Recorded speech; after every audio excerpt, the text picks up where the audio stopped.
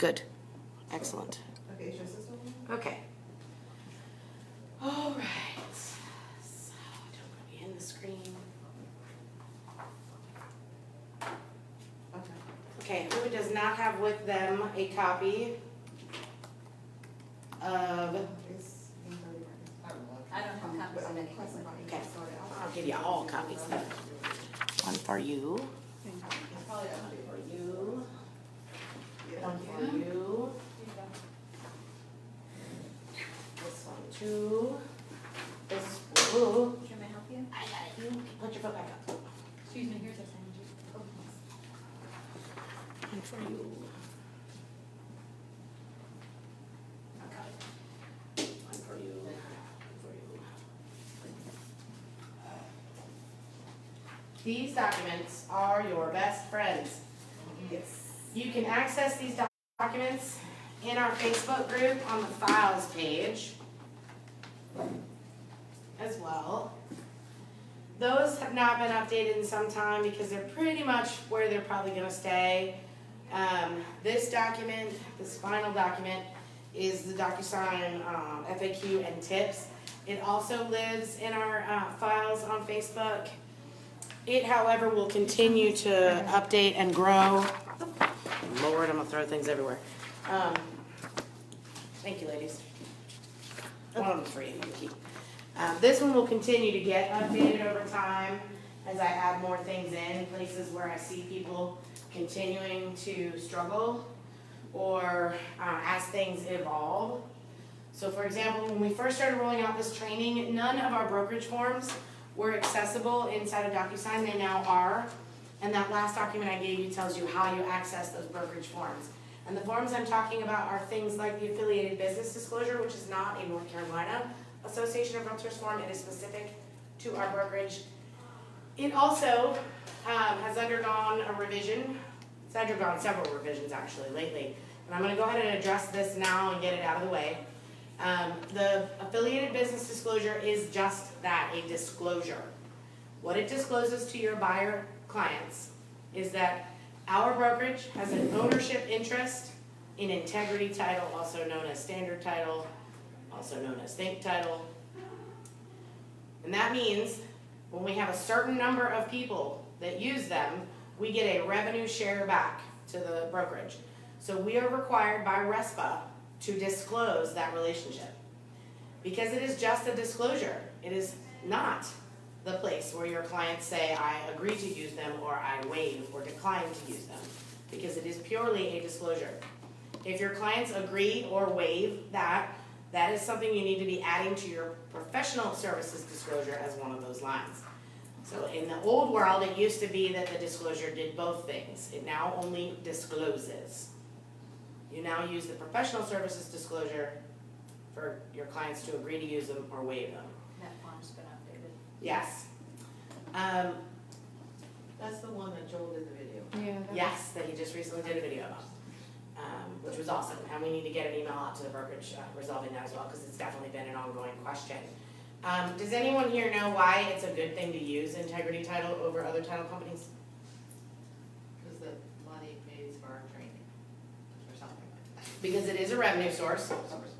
And the basic, very basic, very simplified equation for everyone, because I know that there's some confusion around this, and I've heard people say things like, well, I'm not putting any more money in Wayne's pocket.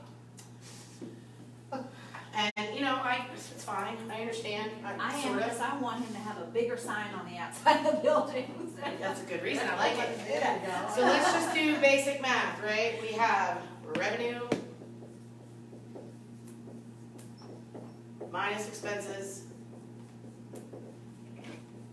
equals what? Revenue. Profit. Great.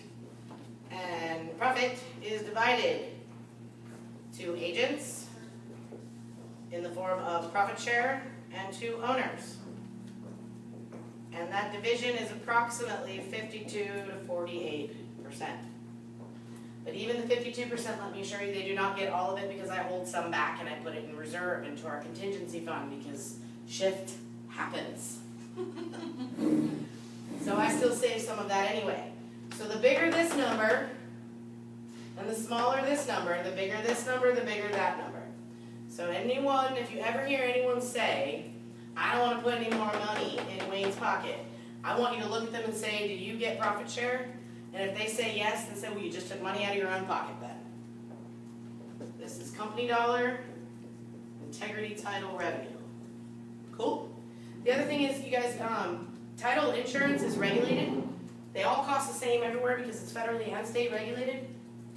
And this is a local company. Doesn't everybody love to give business to local companies, small companies? And it's a very small company. Okay, so that's that, we got that out of the way. All right, today's class, we're going to talk about the path to getting paid. So we're going to want to be in command. We're going to use both of the documents I passed out. I also built a little bit of a slide deck with a couple of things in it because I figured some things out, right? Over time, we learn how to do this training better and better and better. And I also figured out that there's some confusion around which platform for what. So, hey Rich, you wanna come in here and join us? Not really? No? Oh, alright. That's cool. Fine. My feelings aren't hurt. Okay, so you're basically working across predominantly two platforms when you're wanting to get paid, although there is a third involved with green sheets.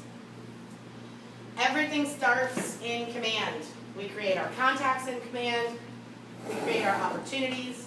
We start our transaction rooms for DocuSign in command.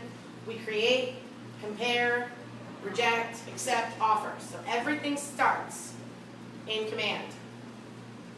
Then it moves over to DocuSign where we actually create contracts, we send them to get signed, and we upload all of our other transaction documents. So many people were in the habit of adding all of their transaction documents to their loops, which is smart, right? Because everything in one place is good business practice. It's also great should you ever receive the dreaded brown envelope from the commission because someone has has filed a complaint against you. If you are ever audited by the commission, having everything together will make your life easier. So DocuSign rooms are where you put all that other stuff. And some of you might be thinking, well, what kind of other stuff are we talking about? I'm talking about things that are not required from a compliance perspective, like inspection reports, invoices from vendors and partners and professional partners that you get up to come out and provide estimates for things that have come up in a home inspection report. I'm talking about when you have a conversation with a client and you say you're buying a 10-acre property and you really need to get a survey, and they say, I don't want to do that. And you open up your computer right there in front of them and you write them a little email that says, I've just advised you to get a survey done on this property and you declined. Please reply acknowledging that you declined that. Then you print it to PDF and you put it in with everything else, because that's the kind of thing that can come up and bite you later when your client said, you never told me, oh yes I did, and here's where you declined it. So Yes, ma'am. April and I created a form for that exact purpose. Nice. And when somebody says to us, we do not feel like we need a survey, I will say, great, I will have my assistant send over the form that acknowledges your decision not to have a survey. If you will sign it and send it back to us, we will make sure you have a copy and we'll keep a copy in our file too. That's great. That's And another way to we send it out. CYA. And I will be glad to share it. Thank you, that'd be awesome, Masha, thank you. It's just a sentence. It's really about protecting yourself. We live in a litigious society and things happen. And so keeping everything together is a good idea. Command is not where you do that. Where do you keep all that stuff? DocuSign. In your DocuSign transaction room. Which also, please note, has anyone in this room ever had a .loop sent back because it was a hot mess? Not a hot mess. mess. Oh, it's a cold mess? Just a lukewarm mess. A lukewarm mess, okay. Mine is a little chilly. A mess is a mess is a mess. Right, so this is a little messy, yeah. You don't ever have to worry about that happening. Because you can keep your DocuSign rooms as messy as you want. We're not looking at them. Oh, come on. We are not doing any compliance in DocuSign at all. Notice you do not see the words compliance underneath of the DocuSign header. Doesn't happen there. So you're sending out your contracts for signature, you're uploading all those other documents, whatever you want in there, and when you're ready for compliance review, You are back inside of Command, and you are uploading those documents to the individual placeholders and clicking submit. So those placeholders have been created for the purpose of ensuring that your opportunities are not a cold, chilly, warm, hot, or otherwise mess. And if you find a way to make them messy, I will find a way to put you onto the slow pay plan. Cool? Cool. Soon you will also do Ellen knows when commissions. she doesn't like what you have to say. Alright. Soon you will also do commissions in Command. Right now you are still doing them in green sheets. So does that kind of make it clear what's happening in Command, what's happening in DocuSign? So where is compliance happening? In Command. Command. Where are you creating your contract forms? DocuSign. DocuSign. Okay. The part I get a little fuzzy on is the third thing, but, The compliance because yeah, piece. you said something about it's, you do tabs and blah, blah, blah, and I went, oh. Right, I'm gonna show you, we're gonna spend a little bit more time on the compliance side today, because I think that, in fact, I think that where people are having the most struggles is here. Yeah. In DocuSign and on compliance. The creating a contact and creating an opportunity and kind of dragging them around, but we'll show offers because it's a fairly new piece, we'll show that as well. This piece, I feel like people are doing alright. It's when they get into DocuSign, things get a little squiggly, and then they're like, wait, where do I do compliance? It's not in here? Where is it? And they kind of forget that they still have Command open in a whole nother tab. So that's what we're gonna go through. Before we shift over, the other thing I wanna remind you guys, the other document I gave you was this one, available in the files. This document describes what is required in each phase and when. So it is very similar to what you saw before. Very little has actually changed. In fact, the only items that have changed are a couple of requirements in the listing folder. You are now required to provide a sketch or professional floor plan and a seller estimated net sheet at the listing stage. The sketch does not have to be artwork. It can literally be a piece of notebook paper where you draw the outside of the home and the measurements are on there. It could be a professional floor plan, that's fine too. If you put that in your listing budget for homes above a certain price or for all of them, whatever the case may be, people love floor plans. And if you're adding that into your images, into your MLS listing and otherwise, people love to look at that. They start placing their furniture, it's so much fun. I'm one of those people. The seller estimated net sheet, at the beginning you should be having at least a top level conversation about the net sheet. It's the number one way to uncover things that would make it so that they can't actually afford to sell their home. And that's done. In the listing folder. We are having conversations about whether or not to move it below. Those conversations continue to go on. The other thing that's recently added, not as a part of our transition, but in the couple months before the transition, is a printed version of your green sheet once you are under contract. So when do we submit our green sheets? 48 hours. Within 48 hours of going under contract. I don't care if you haven't submitted for compliance. I don't care if your DocuSign room is a mess. Why do we want them within 48 hours of going under contract? Office projections, office numbers. And Get paid. Get paid. ultimately you get paid, yes. Your numbers. Who has a goal for 2020? Awesome. Will anybody share theirs with me? Units, profit, I don't care. Give me a number. I wanna do 10 to 12 million. Beautiful. Excellent. Do you know how many transactions that is? It is going to be, my sale price, probably about 45. Awesome. Okay. So on a monthly basis, 45 divided by 12 is 12. 12 and a half, 13, something like that. Right? No. I was thinking this was 144. Four closings a month in order to get to 44, 45 at the end of the year. Under contract is how you get to closing. Listing or agency, some form of agency is how you get there. Under contract is a metric that I cannot measure for you, that you cannot keep track of if you are not submitting your green sheet. Make sense? Uh-huh.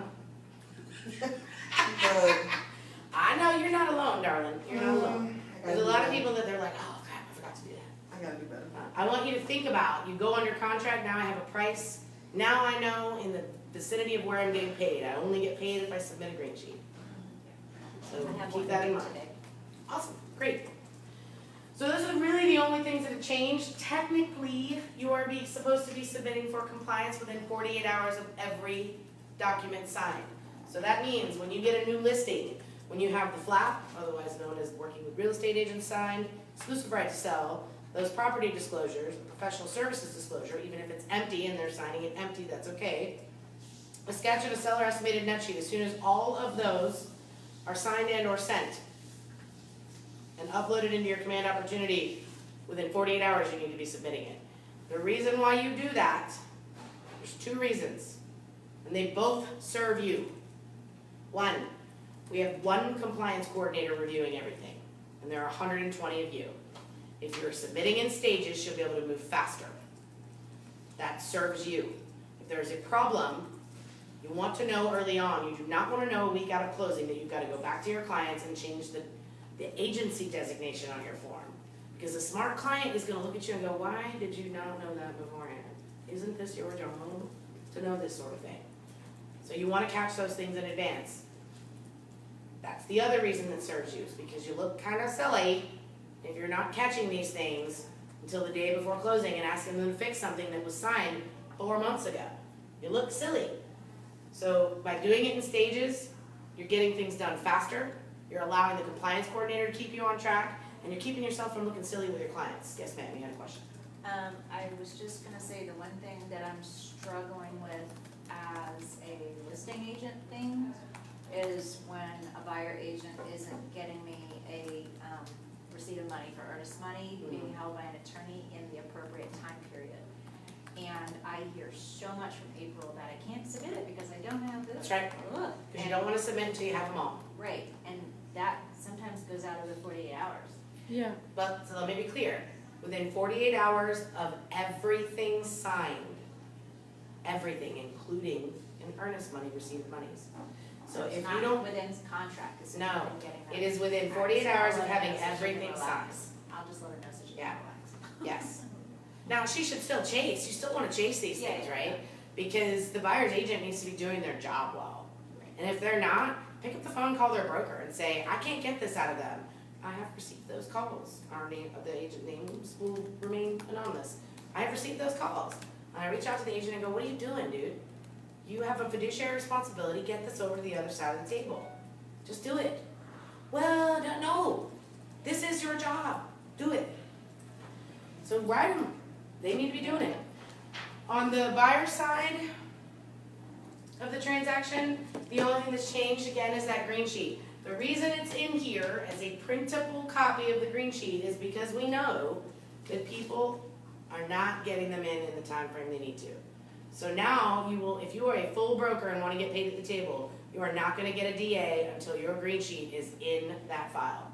Even if you've already submitted it, the compliance coordinators are working with me on your behalf to make sure that you're doing it. Cool? Okay, cool. All right, let's get out of here. Let's do some fun stuff. Let's play in Command. Okay, does everybody got Command on their computers? Everybody's logged in? Awesome. Does everybody know how to create a contact? Yes. Perfect.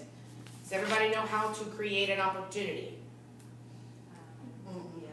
Okay, no? Okay, we're gonna go through it anyway in order to walk through the process. Does everybody have themselves created in their database with a personal email address?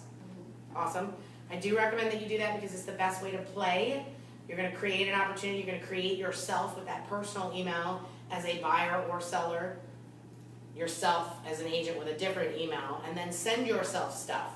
Because you will encounter clients that say, I don't know what to do with this, I don't know what I'm looking for. Okay, I opened it, now what do I do? If you don't know what it looks like, you can't describe it to them. If you don't know what it looks like to actually sign documents in DocuSign, you can't talk them through it when they get stuck. You will have clients that get stuck. Not everyone is a technical genius like Susan in the back here. For those of you who haven't met Susan. Ooh. Okay, so I'm gonna sit for a few minutes while we do this part together. All right, there are 2 ways to create opportunities. You can go into a contact record, so everybody look up at my screen for just a minute. You can go into a contact record, open any contact, so I'm going to use, I have a personal contact record that I use for this purpose called King Kelly. Oh, no, I renamed it. Kelly Personal. I'm gonna click Kelly Personal, I'm gonna go to opportunities on the far right-hand side, because we have several tabs of things we can do with our contact records.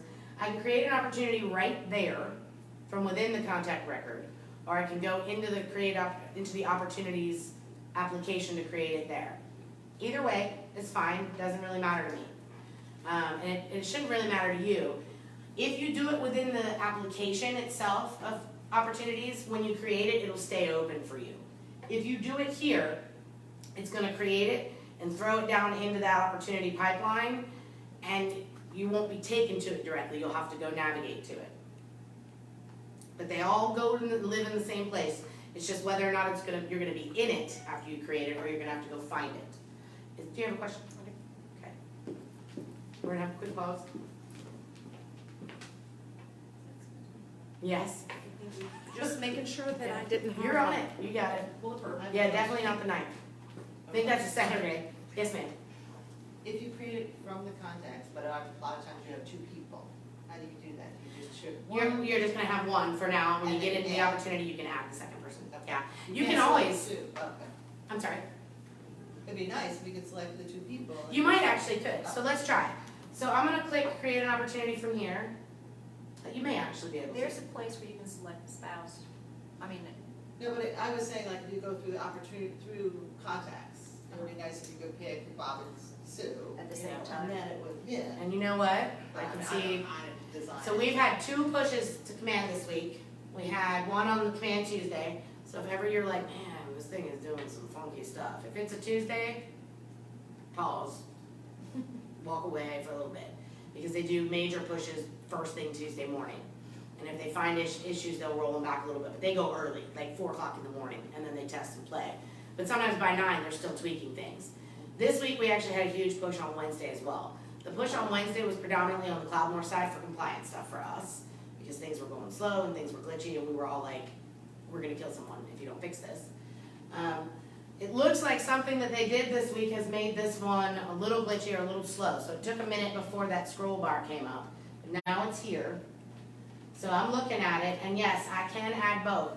When I create it here, it automatically assigns the client to me, and there is a place for me to pick the co-seller. So let's say it's my mom and I that are selling a house together.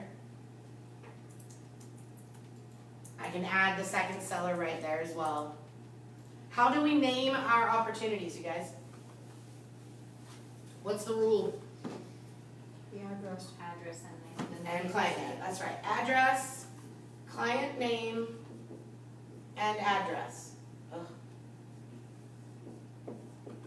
I don't care what order, you could do address first and client name, or client name and address.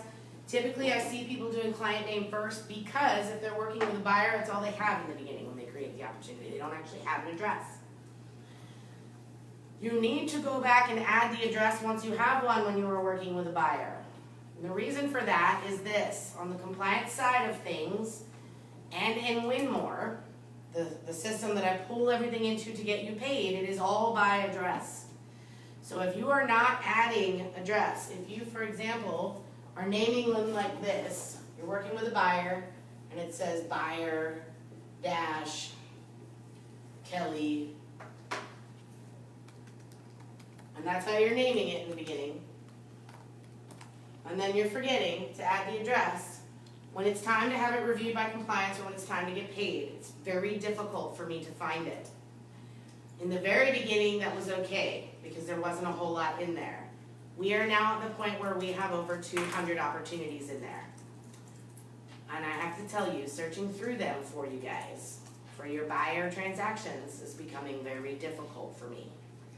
Because I have to scroll and scroll, and then I have to go into Winmore, or I have to go into the opportunities, each one to find who the client is. It's taking too long. The next MCA that comes on board, they're not going to be as patient about this, because they're only going to be learning command, and they're not going to understand why our agents can't follow these instructions. It's going to create frustration for a person whose primary goal is to get you paid. Does that seem cool to you? To create frustration in getting you paid? But they should design it in such a way that you have to name it by. Shoulda, coulda, woulda. Shoulda, coulda, woulda, can't do anything about that. The Well, but they instructions, leave you an open field. so the people can instructions explore. are very clear.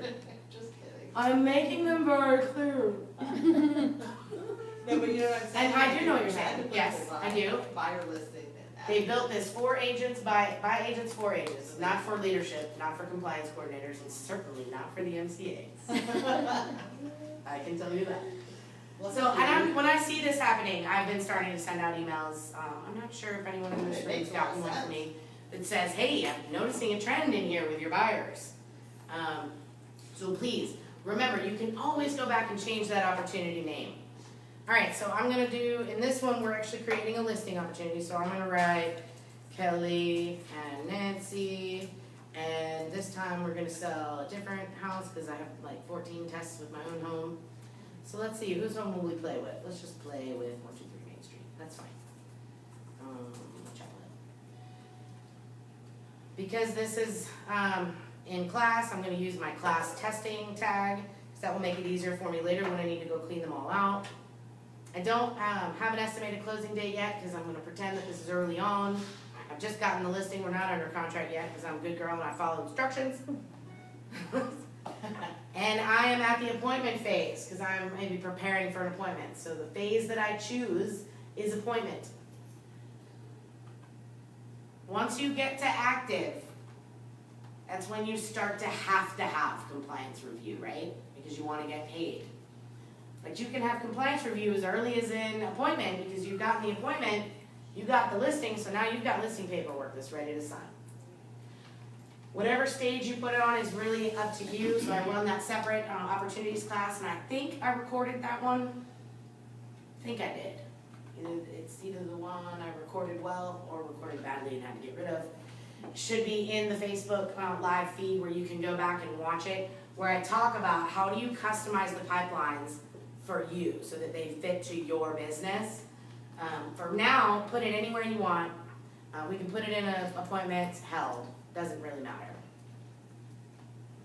And then I'm gonna scroll down, and as you can see, we still have something a little glitchy here because that create button is just barely on the screen. There's something a little wonky going on with this view. But it looks like I can click it. So when I click it here, and I wanna remind myself, I put it in the appointment phase in the held stage. I'm gonna go ahead and click that blue button if it lets me, hopefully it will, come on, yes it did. So, because we did it from the contact page, it's gone now, right? It created it, I can't see it, I'm still on the contact. I'm now going to go navigate to it. Is everybody with me? Okay. Left side of the screen, opportunities, is noted by shaking hands, because we shake hands at the closing table, should be dollar signs. But it's shaking hands because we're about relationships. People, transactions are not about money, they're about relationships. All right, so now we've come to the opportunity sections. There are 3 types of opportunities already built in. We're going to get a 4th one called referrals. For now, we have listings, buyers, and leases. We just created a listing opportunity. We put it in the appointment phase. So I'm going to click appointments. However, before you do that, I want to show you guys something else. Because now you guys are starting to pick up things, so I want to show you something else. At the top, you can see that Kelly Finnegan is underlined. You always know where you're at in the system and within a section based on the blue underline. If I click all opportunities, everybody click all opportunities. And instead of looking at the various swim lanes, it's actually going to be a list of all your opportunities. So at any time, you can go access all of them. So yesterday I was on the phone because we do these daily calls at 3, although today I probably won't make the call because I'll be here. And I was talking to Mackenzie, who's working with Ina, and Ina has at any given time like 25 deals going on because she's a badass. She's just got so much work, she's coming out of the yin-yang. And she was like, Kelly, I really want to be able to see the opportunities without having to look at the swim lane and remember which phase I put it in and all of that. And I said, well, click the top all opportunities so it'll be faster for you and it's searchable. So I just wanted you to see that there's another way, and it puts all the opportunities together, all the listings, all the buyers, if you've got leases going on too, and eventually referrals. And it's more compact. It is, it's definitely more compact. So you can see it that way. I'm gonna go back over the other way for a moment. So I just went back and clicked my name. Remember earlier, it was a listing in the appointment phase. So I'm gonna click appointment. And each of the stages are here.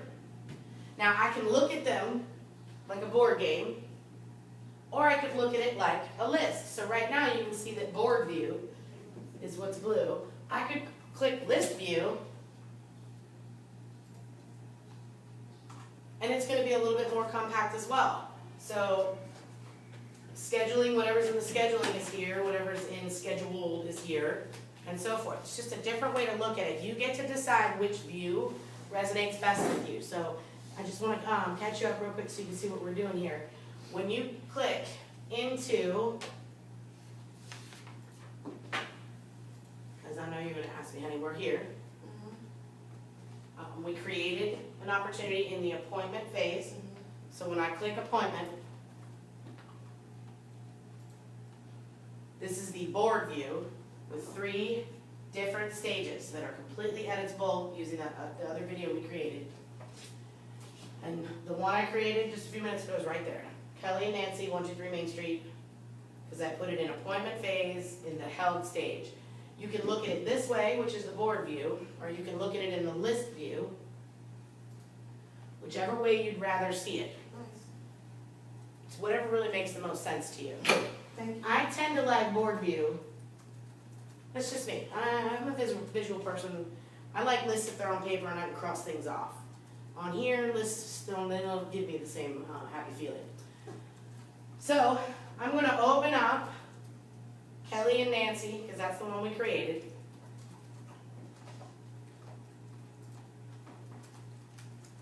And at this point, I am preparing for my appointment to have with her, with Kelly and Nancy, right? Because I'm going to list their own. So with that pretty sheet in front of you, we have done number 1 and number 2. Moving on to number 3, it says drag and drop the opportunity through the phases. Make sure your opportunity is in the appointment phase or beyond when you're ready to start working on any contracts. So when I get here, I'm going to update the information about the property and general information as much as I have. I'm going to go ahead and update in the opportunity. The reason I'm doing it here is because eventually this information is going to populate in other places where I want it. Right now, that level of integration doesn't exist, but I want you in the habit of doing it here and then doing it again in DocuSign, because one day you're going to go into DocuSign and it's all going to be there. And you're going to go, oh, because you were in the habit of putting it here as well.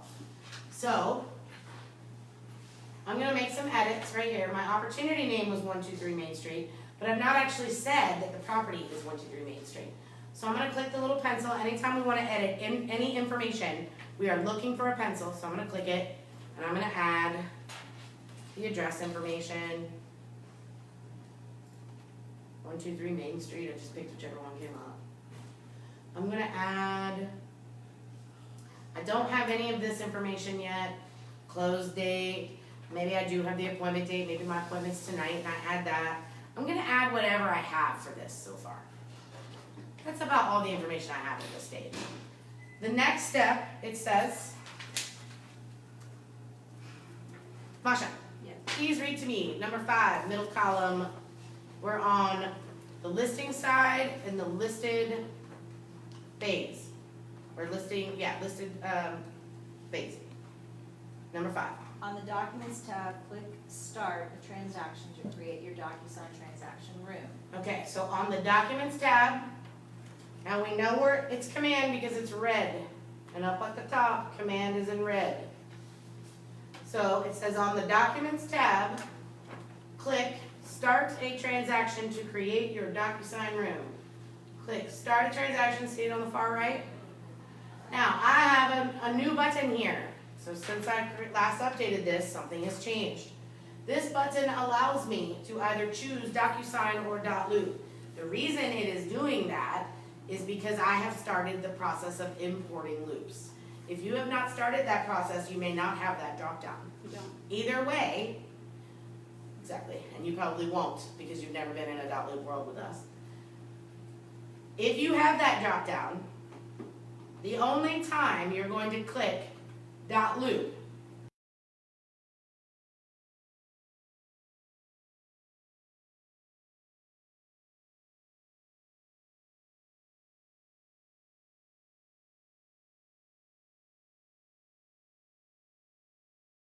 Do not choose .loop, say it. If you just got through this process, do not choose stop.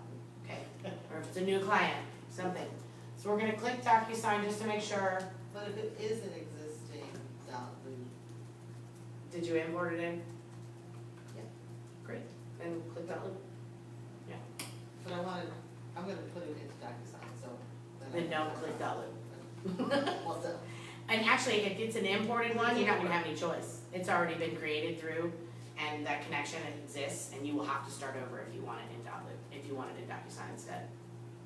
yeah, I just started. Okay, so when I clicked DocuSign, it actually was like I clicked go to transaction. And now the button, or start a transaction, now the button has changed to read go to transaction. So clicking that actually created the room for me in DocuSign. Okay, Brigitte, read number 6 for me. Click Go to Transaction to open a new browser tab with your transaction room. Great, so I'm gonna click go to transaction, it opened a new tab, so my command tab is still open behind it, and now it wants me to log in. Eventually, this will be a seamless login, right now it's just plain annoying. Oh, they're gonna get rid of that? Eventually it'll be a one login. Yeah. So I'm gonna enter my email address that I used when I created my DocuSign account. I'm gonna enter my password associated with it. All of this will go away, hopefully sooner than later. That may be a few sprints away. And it immediately brings me into the same room that I just created. And I know that I'm in the right room because the name of the room is exactly the same as the name of the opportunity I created. We see that at the top, Kelly and Nancy, 123 Main Street. Okay, Susan, will you please read number 7? Complete the details tab as much as possible, including sellers and listing agent information, so that your contacts will auto-populate and tag signature/initial fields properly. Okay, so complete the details tab. So what tab are we on? Documents. Great, we know that because it's underlined. I'm gonna click details. And I know that this is where some of you are like, but I already did that in command. I know. And this is what I'm talking about. And I know, and you're gonna do it anyway here. Eventually, and this will be sooner than later, what you entered in the opportunity will auto-populate in here. In fact, I already know that the property information is the first thing that they're pulling in because it was the easiest field to map, and that will be in the next week or 2. You will start to see it here, because those were easy to map and they've already done them. These they're finding a little more challenging, although it's to map them. However, they're working on it. They're working on a lot of things. So it says that we're going to complete the details tab. In order to enter any information here, we have to hit edit first. So we're looking for a pen or pencil again. Yes, ma'am. Yes. Suppose you started doing stuff in DocuSign and created rooms before you. Yeah, that's unfortunate. Because they will never connect. Now, that doesn't mean you can't finish it out. You can. What it means though is every time that you want to submit something for compliance, you're going to be downloading whatever's in the room to your computer and then uploading it into the compliance placeholder. Because you can't map that connection again. Yeah. It's okay. It's not the end of the world, right? It's not, because you could have been decided, I'm not going to use .loop and I'm not going to use DocuSign, I'm going to use this other thing. And so you're just manually uploading all the time. That's fine. You don't have to redo anything. Just know that when you are going for compliance review, and I'll show you, when we get there, just remind me. Say, Kelly, remember, my stuff's on my computer. Or my stuff's not connected. And then I'll show you how to do it. You don't have to redo anything. Okay, so and that's a really good question, because there's got to be at least one other person who's done that, and they're probably watching on Facebook, and they're like, thank God Shantae asked that question. So it's all good. All right, so we want to edit this page, and it says, tab as much as possible, including your sellers and listing agent information. That is really important. The most important, in fact, information on this page is on the right-hand column, because it will allow you to work smarter, not harder, when it comes to signing contracts. However, everything you put in here is just like the details section in a loop. Whatever you put on this page is gonna auto-populate in your contract forms. So if you don't wanna type the property address over and over and over again, you need to enter it here and it will automatically populate in your contract forms. So I'm gonna click edit. And the first thing I'm gonna do is go over here to the address, 123 Main Street, I'm gonna add that in.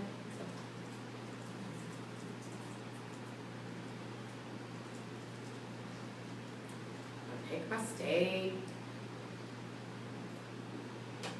my postal code.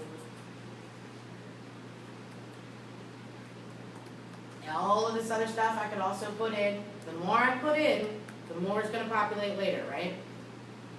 On the right side, because this is a listing, at a minimum, I need a seller name and email, and a listing agent name and email. So on the seller one, I'm gonna write King Kelly, because I like for things to look a little different inside there. You'll see why in a little bit. Seller one is King Kelly, and King Kelly's email address is sassysales8@gmail.com.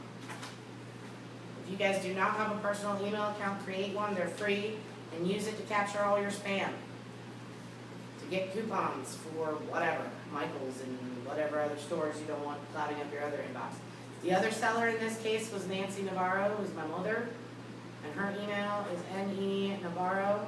I'm gonna send her a couple things, she's gonna call me later and be like, huh? Because I forgot to tell her I'm doing training today. Please disregard anything I sent you in DocuSign. The listing agent in this case is Kelly Finnegan, so full name is me. Email address. My personal KW email address. Not the brokerage one. Please do not write this down and use it. I don't check it very often, and you'll be disappointed when days go by and you don't hear back. I can also put the company name in. I can put anything I want in here. Generally speaking, I do not add my clients' addresses here, because if you put it here, it will populate on the notice page of contracts. So page, I think it's 13 or 14, in an offer to purchase is the notice section. If you put it here, it will auto-populate in that section, and then you will either have to remove it or leave it. Generally speaking, you do not want your client's information on that page, because that means that the agent on the other side of the table can send your client things, and that counts as legal official notice. And you can be cut right out of communication. So don't do that, it's not in your best interest. I generally leave my client's information off the notice section. If there is a official legal notice to be delivered, it's going to come to me as their agent, as their representative.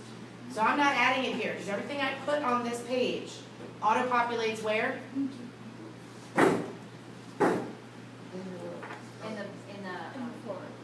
Page forms. That's right, into your contracts. Whatever you put here will auto-populate.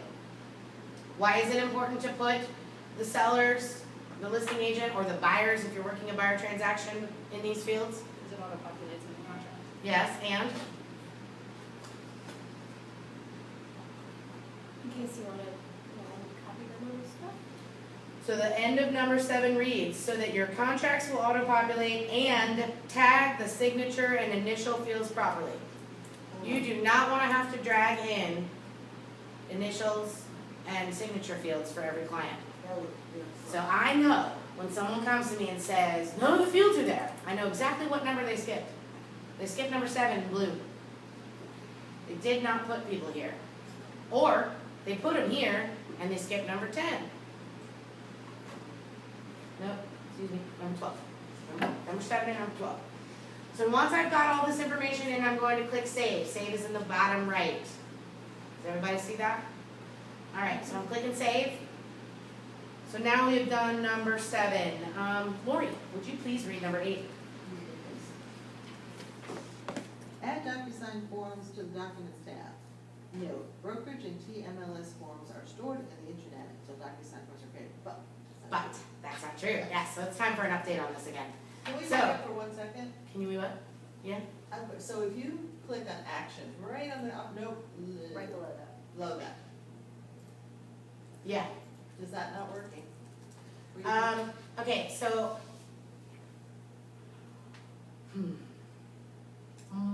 Why do you want to invite them to your room?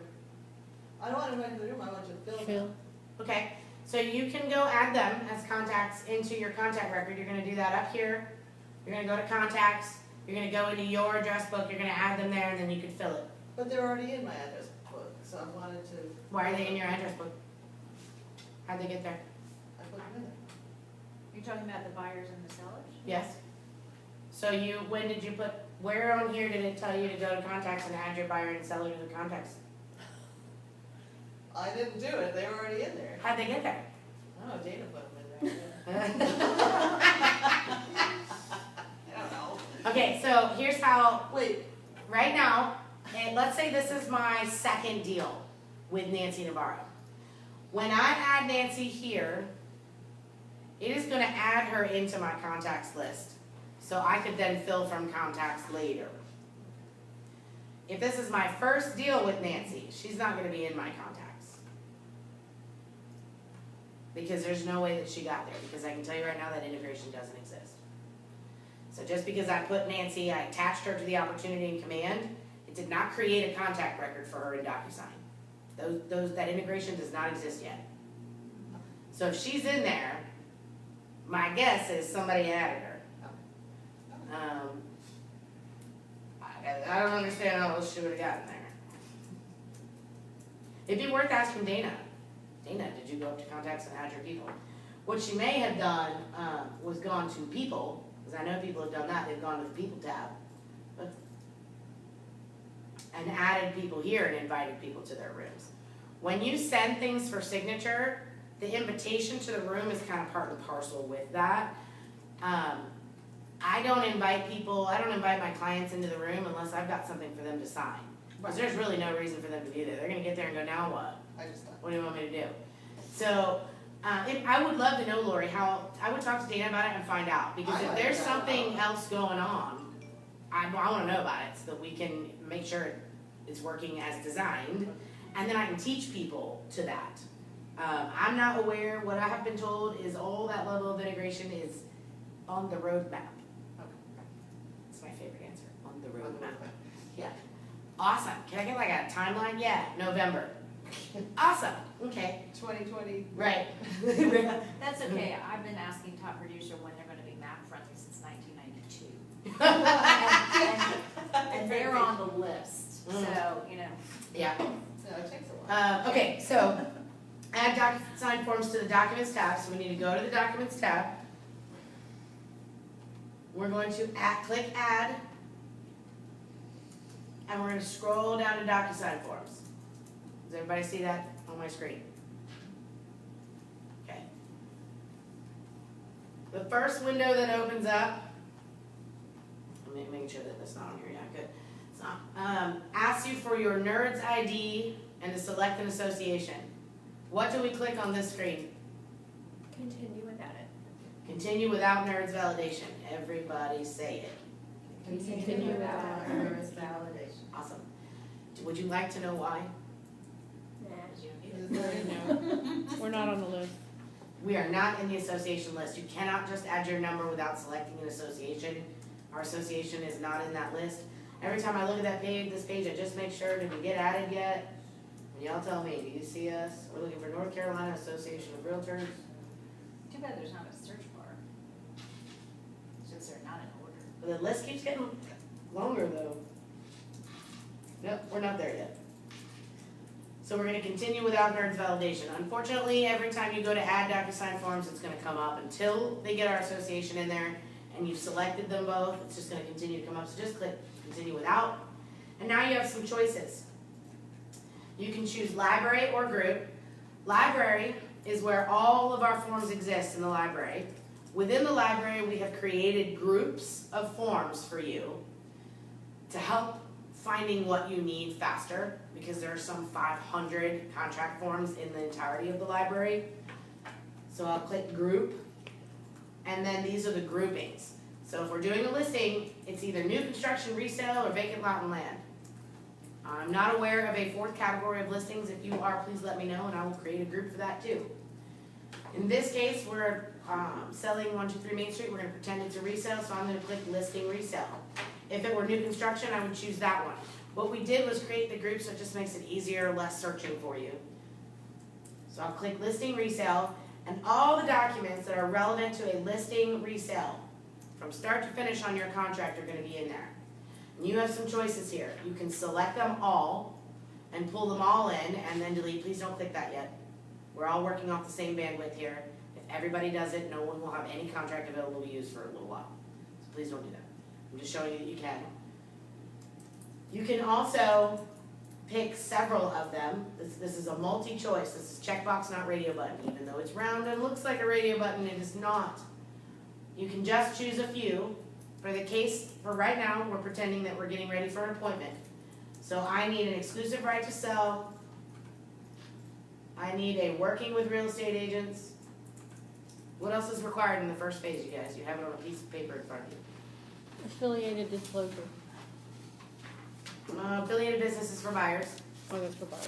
Property disclosure, professional services, Seller sketch, net sheet. seller net sheet. Alright, so disclosures.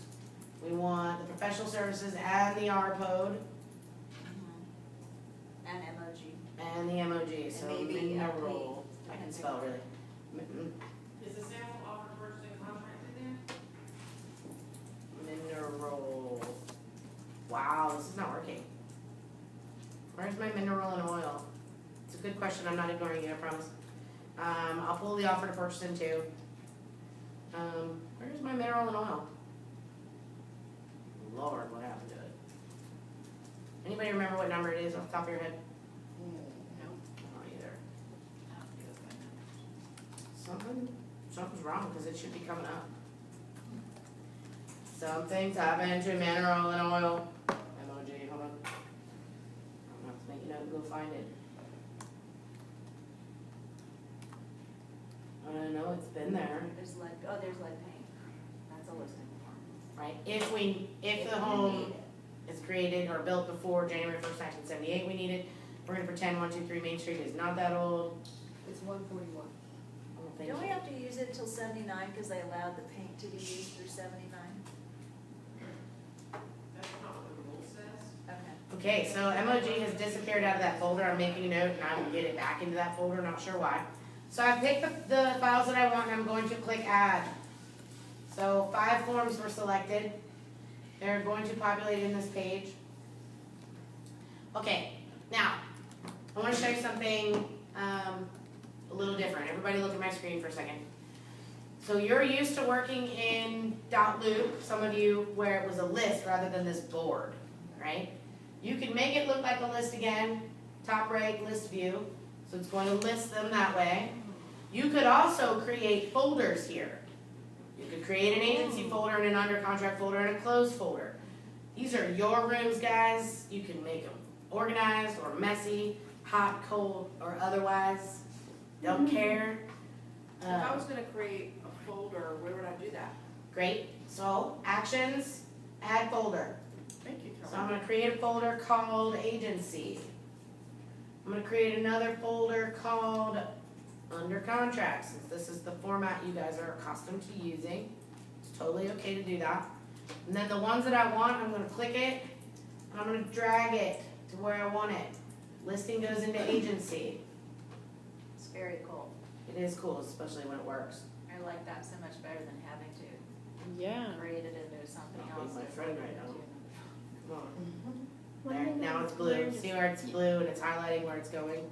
You You won't can't take that. rename your main folder. Maybe It's you like I need had to a click buyer- You can't. Yeah. The room docs, and anytime you upload from your computer, it's gonna go directly into the room docs, and then you're gonna click and drag. Yeah. And normally that works just fine. So I have a question. If you had a buyer put an offer. There we go, that's working now. So it just takes a minute, right, for it to, it's like you're trying to drag into something that I don't fully know is there yet. If you had one that did, like a contract that didn't go through, wasn't accepted or terminated, whatever, would you archive that whole folder or just leave it in there as its own folder? It's up to you. If it were me, if it's a listing, it's gone under contract, I'm probably gonna create a folder, drag them all into it and archive it. So that it doesn't, it's not messy inside my room. So I am a little anally organized. The office desk is not evidence of how I ordinarily work. I like things to be clean and, cause if I go in there and there's 17 versions of an offer to purchase and I'm working off of one, and they've all been signed, right? Because my client has signed every single one of them until I have a fully executed version. I'm archiving as we go, cause I don't want every time I go in there to be like, which one do I want? Yeah. And start opening them to figure it out. Okay. I'm gonna archive as I go to keep it clean. Does DocuSign do versioning? Oh, yeah, and it'll say that on there too. So if you wrote an offer for a buyer and then it wasn't accepted, and now you're going back in and writing one for a different property, can you open up that old offer and just Yep, re-enter? sure can. You just have to go back to the The original details version, page, so put it in the what details happens section. is, yeah, no, you don't, you can go to the details tab, yes, and open it again, it'll repopulate. You can also just come to the original. So when I do this version, and then I get it signed, the original is going to stay, and there's gonna be another copy of it that's green and says signed. The original is always there, unless you archive it and get it out of the way. It's always gonna be there. If I open it again, make a tweak, send it off for signature, now I'm gonna have the original and 2 signed ones. Okay. And they're gonna, the naming convention of it will change a little each time as well. And that, in fact, was nicer than what .loop did, because .loop just seemed to replace them over and over again. Yeah. You could go back and get the older versions, but they weren't in the same view, you had to go digging for them. DocuSign takes signing much more seriously than .loop did, which is a little fascinating learning the differences. It is so much better though, it truly is, it's just different than what we're accustomed to. Okay, so, add DocuSign forms, we've done that. Number 9, Liz, would you please read number 9? I don't even have anything in front of me. Oh, Okay, number 9, open and fill each contract separately. Once completed, click Save and Close. open and fill each contract separately. Once you're completed a form, click Save and Close.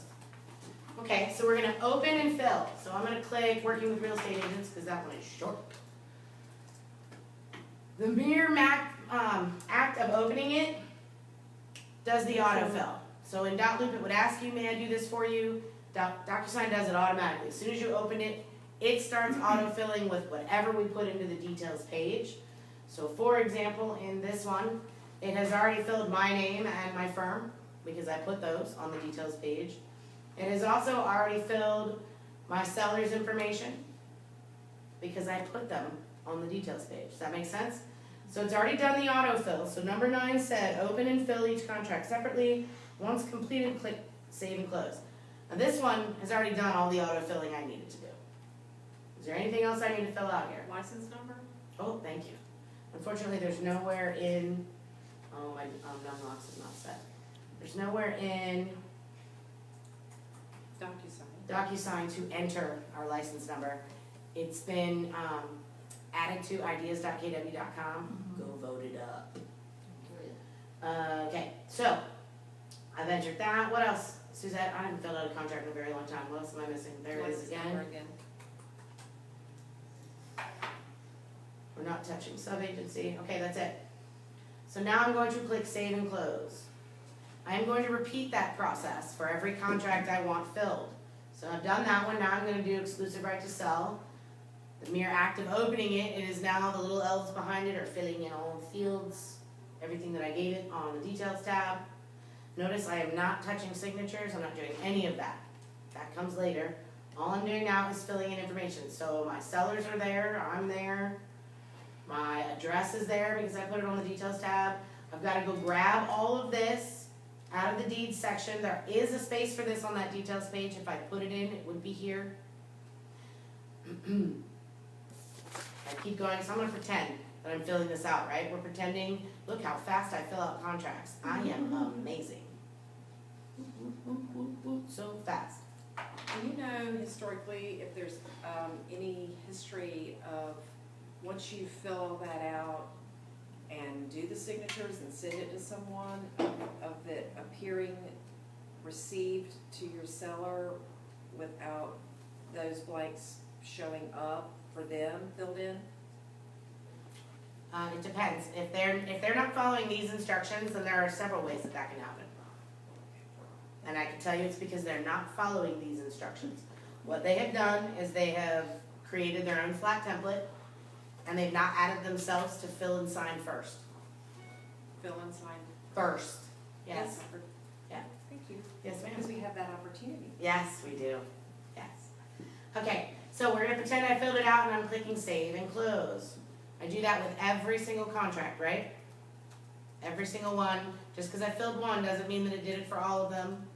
Just because I put it in details doesn't mean it auto-populated into the contract. Doesn't do that until I open it. It is the act of opening the contract that produces the autofill. So I would do that over and over and over again. So let's pretend that I have now done that for all of these things, and I'm ready to send them for signature. So I have selected the documents. Okay, so I need someone to read number 10. What I would really like is for someone to read number 10, 11, and 12 in pieces, with the same person to read them all. Liz? Sure.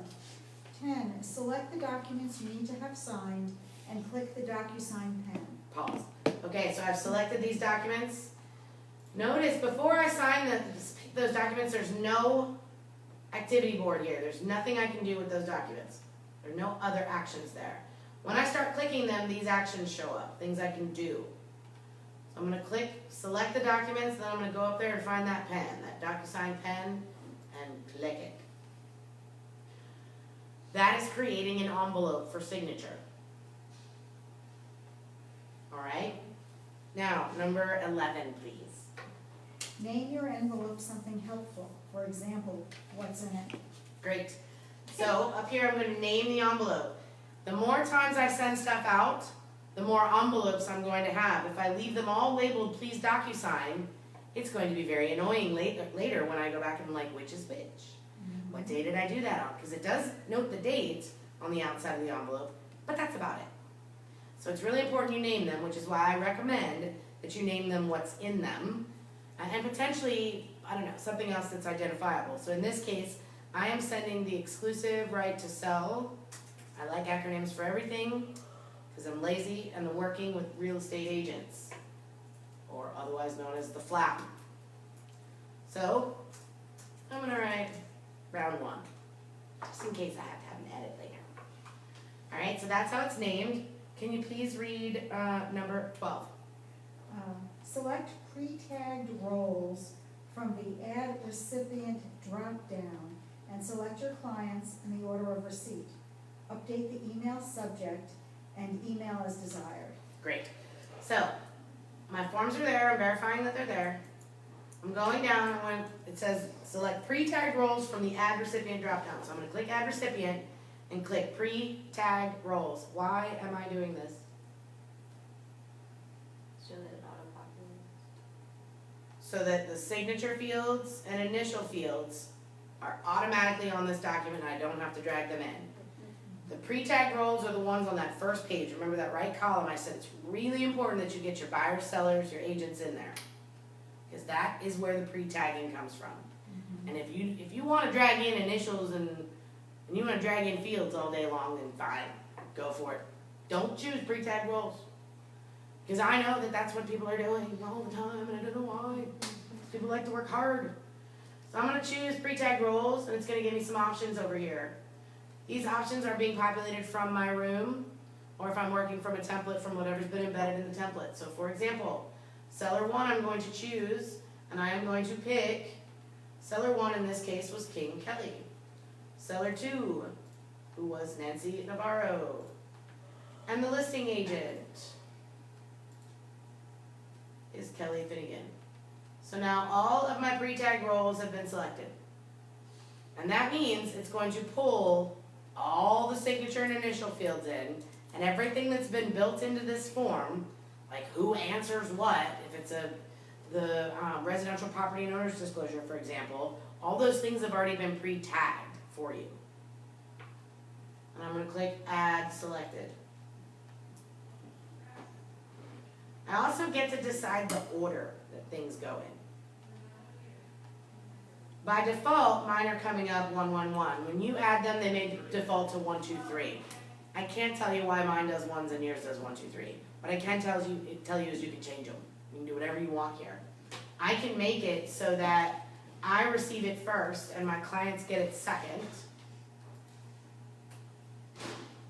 And by doing that, it's gonna automatically move them, and I change the numbers. If I didn't wanna change the numbers and I just wanted to drag things around, I can do that too. If I hover over the little dots, then I can drag them that way, and it'll reorder for me. It's really up to me. I can do whatever I want here. Generally speaking, I'm always gonna put the agent first. I want my clients, if I'm sending a listing agreement, I want it signed by me before it goes to them. And for me, my scripter on that is I'm all in, I'm committed. Are you ready? Also, it gives me an opportunity to make any final adjustments when I'm inside there. Needs to sign doesn't always mean sign. It means that that person needs the right to do something to that form once it moves from the envelope, or once it's inside the envelope, either one, it doesn't matter. But generally speaking, once the envelope goes out, that person has to have the right to do something. So needs to sign is what is selected. I'm going to make both of these too though, because what I don't want is one client to have to wait on the other. So this is, I haven't forgotten. Kelsey Burley works with people with a lot of trust, where there'll be 5 people on the trust. And so she's sending it to 5 people for signature. And she's really funny. She'll say, you know what? Whoever's number 3 is gonna be the weakest link. And number 4 and number 5 are going, what's happening? Why don't I have this? You said you sent it, I didn't get it. Because it's stalled out in number 3's inbox, which has 3,000 unread emails. Or that person has no idea what to do with it, and they open the email, they're like, oh. So for me, I'm gonna be first, and then I'm gonna send it to all of my clients at the same time. And if you're working with, say, a husband and wife who maybe are not having an amicable divorce, you might want to send it to both of them at the same time too, so they're not looking at each other's signature and getting angry and maybe not signing it then. You had a question? When it comes to agency, whether it's buyer or seller, why would we ever send something out pre-signed by us? Because that means we're pre-agreeing to whatever alterations they They make. can't make alterations if all they can do is, if all they have in there is signatures. And they can't add anything to it? Nope. How would they? They don't have access to this. This is why you send things to yourself as a client, so you see what they get and what they can do. Okay. They don't have the same access you do. They're gonna receive something that takes them to signature fields. Gotcha. If they don't like something that's there, you can be sure that they'll reach out to you and say, oh, what's this? I don't remember us talking about this. It's like if you go and have a great meeting and you come back and you put like a $3,000 retainer fee in, I hope that they catch that, and I know you would never do such a thing. But they certainly couldn't do that either, because it's not editable in that way for them. Gotcha. Okay, so we've added pre-tag roles from the add recipient dropdown, and then at the bottom we get to decide what is the subject line of the email. Disregard this, Mom, because it's gonna go to her. And what you might say something more like, please DocuSign the attached WWREA and your listing agreement.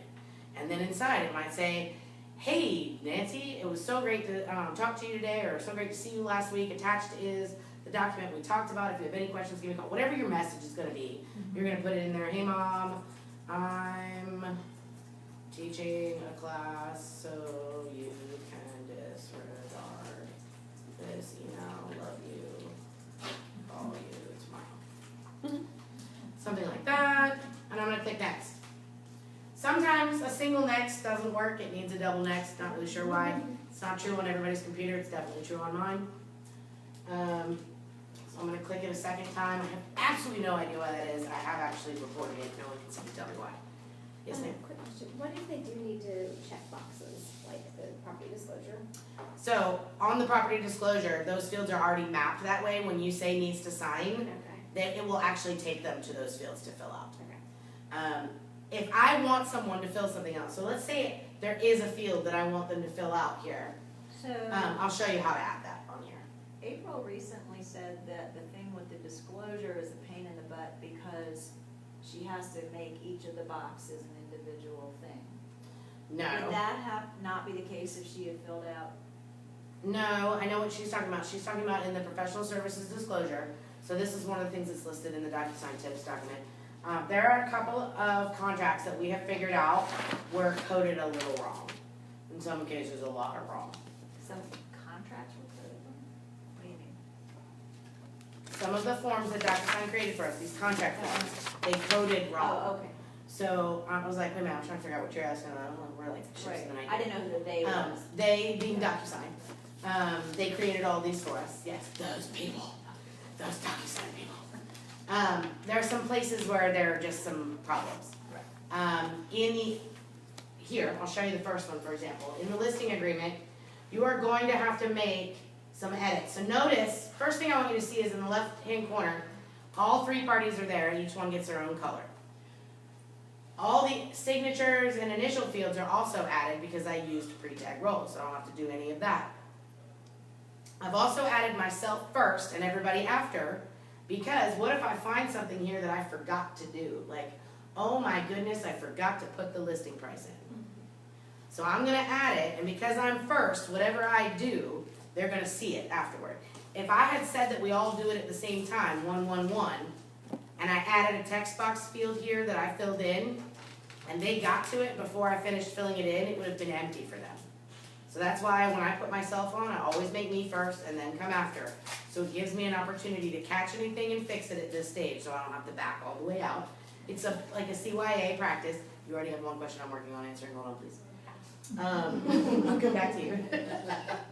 One at a time, But I woman. might forget. Write it down. Okay, so we each have our own color and our own boxes. And let's say I did forget to put in the price, so I'm gonna drag that text field over. All I have to do is click and drag, and I can drag it over. I am making sure that I click and drag it while I'm under myself. If it's a field I want them to fill in, like I want them to decide their listing price, I'm gonna, now that it's selected, I'm gonna get rid of it. I'm gonna go, oh, no, I don't wanna do that. I want them to do it. So I'm gonna put a field in for King Kelly. So I've changed my user to King Kelly. I'm going down to text and I'm dragging it in. Because I'm gonna let King Kelly decide what she wants to price this house at. Because we've had lots of meetings that she irritated the crap out of me, and she's gonna set the price. And is that King Kelly? Man, she's really irritating. This is what my second question is that I would really like these things to be live so that you don't have to go in and do these text boxes. Will that ever be- They were live on the other page. You fill things in on the other side when you open it up. On number, So why are you going there? Oh, because you didn't. because I forgot something. Yes. So they are live fields on the other side. Yes, okay. All right, so I want Kelly to decide this. So I'm putting in a text box with Kelly's name. The downside to this is if I knew I was gonna do this, then I should have made me 1, Kelly 2, and Nancy 3. Because if Nancy opens it up before Kelly's put it in, Nancy may be like, I don't want to sign that yet, there's no price. So let's just pretend I don't have to do any of these things, that I had my ducks in a row and I'd gotten Kelly on the page where she needed to be about the price of that home. And it's already filled in. So I'm gonna delete it again. If you happen to pull something in, you guys, that you didn't mean to, it's so easy to get rid of, you just click it and delete it. So all of these people have their signature fields, everything's in where they belong. There is something that you need to edit before you push send on both buyer agency and the exclusive right to sell. And it has to do with dual agency, so I'm just scrolling through here. All right. Now I know why they didn't make these required. So number 1, you see the difference between these and that? What's the difference? Colors. No, they're all, it still has the color. Filled in. It's just not filled in. The reason it's not filled in is because it's not required. That's the difference. A required field is the color filled in. A not required field is the color with it out, with not filled in. So just think about it that way. Not required, not full. Required, full. We do not want these second set of initials. We want to click it and delete. Click it and delete. We also want to make these required. So I'm going to click it. I'm going to come over here and check the required box. I'm going to do the same thing here. I'm going to do the same thing here. Now, the reason why they did not remove the second set and make them all required is because it is a brokerage policy. This is a place where the state does not set the policy, the brokerage does. to stay in compliance with our policy, you are doing this, and here's the reason. If you leave those initials there, what you are basically allowing your clients to say is that Kim's got a listing, Brigitte's clients can't buy it. That's bad. Because Kim may have the perfect property for Brigitte's clients. And hey, isn't it nice to keep it all in-house anyway? That's great. It's a match. If they sign those middle ones, Brigitte's clients cannot buy Kim's clients cannot buy Brigitte's, and vice versa. Does that make sense? So we remove them, we make these required. That's really the only adjustment you have to make on the listing agreement or the buyer's agency agreement. On the professional services disclosure, it turns out that all of them are required. All of them. Even, so like in the professional services disclosure, you recommend a surveyor and they accept or decline. They're actually currently required to both accept and decline. That's a boo-boo. That's actually a bug. And I've reported it, and we're on their list somewhere of 800 market centers that need something from them. So for now, you have to go in and make an adjustment on that. I know, it's annoying. I'm sorry. At least we have forms. There are lots of brokerages that don't even have forms at all. So I've made that edit. That looks good. All that looks good. The last document that I had in here was the working with real estate agents. That looks good. Everything looks good here. So it's ready to go. I can hit send. I'm going to hit send. It is sending. Because I put myself first as the first signer, I actually do need to sign. I'm not going to do it here though, and if I wait long enough, this is going to go away. They've actually slowed that down so you could click it there. I'm not going to do it there because I want to show you something. When you send an envelope that needs your signature, it's going to be blue and say needs your signature. If it needs someone else's, it will say waiting for others. If someone has started signing but not finished, it will say nothing. It will be blank. If everyone has signed, it'll turn green and say signed. And a copy of every signed contract will appear in the Documents tab. So now that it needs me, I'm going to click it to open it, and I'm going to click Sign. It is preparing the document for me. Continue. Start. Initial. I can click Initial. This is exactly what it looks like for your clients as well. Same process, same view. Interesting, good, finish. By signing everything and clicking finish, it's now moving to the next person in the list because I had made them both too. So now my mom is getting it, and now it's going into my personal email, SassySales8. Okay, I smell, Joel is eating some curry again. Ooh, it smells good. Well, it's coming through the air vent. It's got Penang going on in there. Okay. Number 13, we already did. Click next and verify that the signatures and initials are correct. Add, adjust, remove as needed, and click send. We did that. Okay, so let's pretend for a moment that we have gotten all of these signed and back. And now we are ready to upload things for compliance review. So now we're moving to the final column, the compliance section. And Shantae, I would like you to read. Sure. Alright, so I'm going back over to command, because it's in red, so we know we're on command, which is the tab behind. I did answer your questions, yes? Okay. Yeah. Bye, Dawn. I'm just waiting for the, doing the offer part. Like. Offers, yes, okay. Sorry, I was like, do the offer. I know. Okay, okay, I'm sorry, It might not be in the right place, so go ahead. I'll ask you later. okay, hold on, write it down so you don't lose it. Yeah.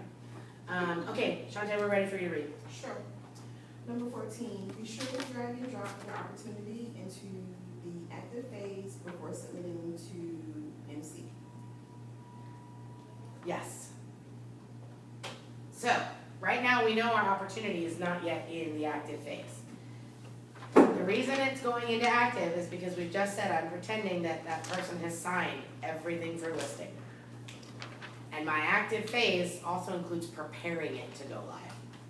So in order to change the phase that it's in, I can do this in one of two ways. I can go back over to my details and I can click edit on the opportunity and I can change the phase that we're in right here to active. Or I can back out of it altogether and drag it. So if I click up top, see up top where it says sales pipeline listing, right now it's here. It's in appointment, we know because it's underlined, inside of held. If I wanted to go to the active phase, I'm gonna hover over those little dots, so I have a hand, and I'm gonna pick it up, and I'm gonna drag it up here. Notice when I start dragging that all of the other phases have these little gray dotted lines around them. Does everybody see that? I wanna drop it into active. When I get close to active, they turn blue. That's how I know it recognizes that it needs to go into active. So I'm gonna drop it to active, and now it's inactive. And when I drop it into the next phase, it automatically goes to the first stage. So it's right here. Because it doesn't wanna assume it's in here somewhere. It doesn't wanna assume it's ready for anything more than that. Even though it may well be ready for that. It's not though, because I'm a good girl and I follow the rules. It's sitting in staging, I'm getting that house ready. But I am now ready to have all my documents reviewed. So I'm gonna go into it. So that was number 14. Shante, will you read one more for me, number 15? Sure. Add executed contracted files to each of the required and conditionally required as applicable placeholders on the Opportunity Documents tab in the listed folder. Okay, so the Documents tab in the listed folder. So folders are on the left-hand side. We know which one we're in based on the blue line. Listed, under contract, closed, which maps exactly to listed, under contract, closed. On the right-hand side are the placeholders for documents, and it says that we're going to add those files, and I found a typo. Hearing it read directed me to that typo. Thank you very much for that, I appreciate it. I'm gonna scroll down and I'm gonna see, I already know based on that document that I have, 5 or 6 required files. 1, 2, 3, 4, 5, 6. 6 required files. I'm going to upload each of them, I'm gonna attach them now into the compliance. Because it says, add each of the required placeholders to the placeholders. So the placeholders are on the right-hand side. So working with real estate agents is one of the ones I need, right? So I'm gonna click add a file. And this is where, Shante, you're going to choose Manual. Manual for mine, okay. because you're gonna pull it from your computer. Right. If you did it the other way, The right way. yeah, if you follow these steps, then you would choose DocuSign. So I'm gonna pick DocuSign, and because it's connected to a room, it automatically lets me choose the documents that are in that room. And if I'm keeping it clean as I go, it's only gonna be the executed files, right? Right now, I've got an unexecuted file and I've got something waiting to get executed. So none of these are actually executed. If they were, it would say, working with real estate agents, listing PDF, signed. It would say signed and it would be in tall, in capital letters, so it jumps out at you. Let's just pretend it says that for now, because I am adding the working with real estates document, real estate agents document, to the working with real estate agents placeholder. I'm gonna do the same thing, and the same thing, and the same thing. Does it link it, or does it actually put the document in there? The document is there. Actually, I don't know. To be honest with you, I'm not sure, because just because I can access it from here, doesn't mean it actually lives It's like here. a link, because it's blue. Yeah. I'll show you what it looks like. When you open it, It would it make, looks like this. So, it would make more sense that it's a link. I would think so, because then it would be less RAM and less space to keep up, and then you only have it in one place. That would be my guess. And I'm gonna do that over and over again. When all 6 of them are there, I am going to click Submit to Market Center. Which is the big blue button at the top. And then I'm going to wait. Because they are separate placeholders, if one of them is wrong, it's got an error in it or whatever, on the compliance side, we see the exact same view as you. We will kick a document back, a single document back. We will change the status of the folder. When you click, notice it says open right now. It says open because I'm adding files. Once you submit it, it'll say submitted. If we find anything wrong, we will mark that specific document as rejected, and there'll be a little icon right here that you can hover over that will tell you why it was rejected, and the folder status will change to rejected. The one that gets rejected, see, notice once a file is up, you have a little dots now. If you hover over the dots, click them. Right now, because I haven't submitted it, I have choices. I can remove or print the document. Once I submit it, I can't remove it. In fact, you can't really do anything until we kick it back to you. You can't just start trading out documents. If we kick it back to you, you'll have a choice called replace. And what's really cool is that DocuSign will not let you replace it with the exact same document. It will look for a different one. It won't let you. It'll go, no, you've already got that. It will be uncheckable, the first one that you put up. It will be looking for you to find something new. Is that making sense? Okay, so add files, submit to MC, check back frequently for compliance review status. Okay, so .loop allowed us to create messages inside of it. So that little thing that I told you about, that little icon that's got the message, allowed us to do the same thing, except that when we did it, it allowed you to set notifications that would shoot you an email that said, you got a message, as long as you had your notifications set up. It would also allow you to set notifications when we changed the status to rejected. Right now, those notifications do not exist, which is why number 17 says, check back frequently. Soon, in fact, I believe next week, I think that's what I heard, the notifications will be working, and they will come in the form of two ways. Right up here, there's a little bell, so if something gets rejected, you're gonna get a notification up there, and that little bell will have like a red exclamation point on it, letting you know that you have a notification waiting. You can also set it up so that those notifications come through Kelly, and you can set your Kelly notifications so that, you know, when you get a text, that it like this, like my phone looks right now. Because it's after 3 and I'm not on the phone, there's probably at least 3 people saying, are you coming to the call? Yep, a couple of them are. You can set your Kelly to do the exact, good God, to set the, I need some White Claw. Okay. You can set Kelly to give you notifications like this too, like banners, the same thing that you do on any other app in your phone, you can turn notifications on like that as well. Additional notifications are coming, like to send me an email, things like that, to create a task in your task dashboard to go fix what was rejected. Those are coming. The initial ones that are coming right away are going to be the Bell and Kelly. For future sprints, we'll have others. Okay. I've just now gone through the whole of it again. Once you get under contract, you do the same thing, just like you don't have to recreate anything. Your room's already created, now you're just adding new contracts. You can follow the process that is written on here. You're submitting a green sheet, you're submitting that folder, you're checking back.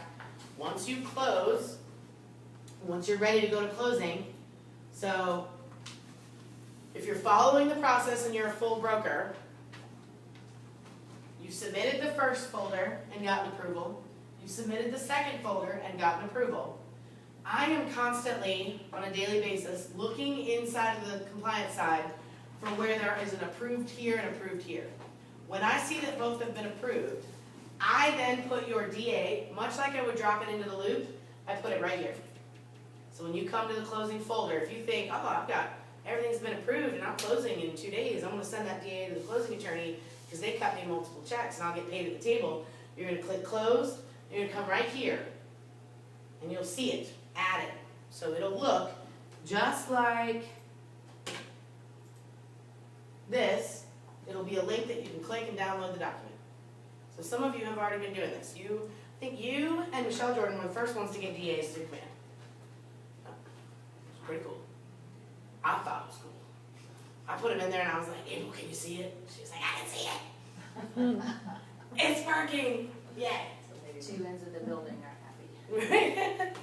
So I Yes. have a question, I don't know if this is the appropriate time of it, but let's say you have an offer Yes. and you put in all the information on the screen for the Offer. contract under your listing. And, You're entering the offer into Command. you are pulling the offer into your room as well. Right. Okay? So, but my questions are on the command of, end of things, so, I'm just when- making sure these people are keeping up with the question. yeah, so I filled in all the agent stuff, I filled in all that stuff. and Inside of Command. command, Mhm. okay, inside of offers, so I'm gonna go to offers, Yeah, okay? yeah, so then I did that add new Right, offer, you added an offer on the listing, and I filled in all that information, Yes. including the agent stuff and blah, blah, blah. great, And then I'm guessing, well, so then I clicked generate offer URL, URL. yes. And I get a little symbol that says that I need to add the listing information. And I'm like, and I did that, it's all in the listing section. So I And wonder, It's all in the. can you show me what it looks like? Cause I'm wondering if it's asking you, if it wants you to attach a listing up here, okay, to go. Well, so, and I'm not able to do that either. Oh, let's talk about that, So here I am on this little screen here, and you see all of this information is filled out, yeah. okay? Yeah. And, Oops, sorry. and so then, when I go into the offers, I did go, this Yeah. is all in there. Good, and it's an accepted offer, congratulations. Mhm. And so, that's all in there. Yeah, I did, as you see. Yeah. the Little party stuff. Yeah. I did all this number stuff. Great. Did agent analysis, Love it. saved it. okay, Rock on. Okay, so then I went over here and it said, click it. I can't, it's gotta Add listing to, enable offer landing page. okay, so we have, it looks like we have to, oh, okay, so here's the thing though. You actually, this is not what you want. What is that So for? this is, it's your listing, you add an a KWLS listing to it. The generate offer URL is what you would send to an agent to add offer information.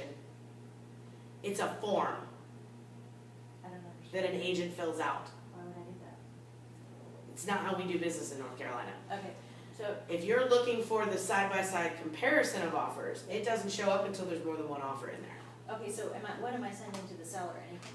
Not in here, no.